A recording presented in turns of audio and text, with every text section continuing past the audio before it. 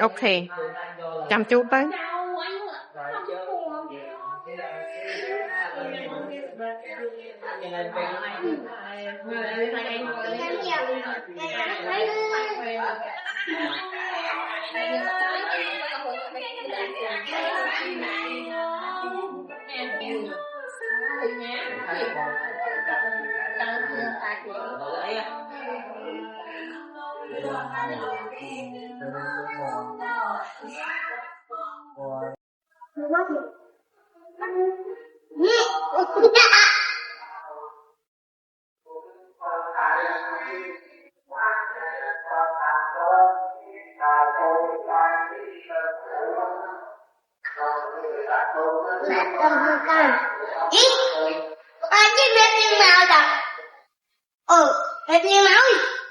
Tới chị Ly không tiêu tới.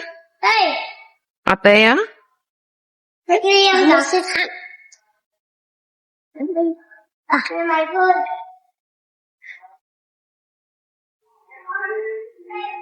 Đây không. Smell gì? Đây. Đi tập bắt đang tới từ. Đây. Không.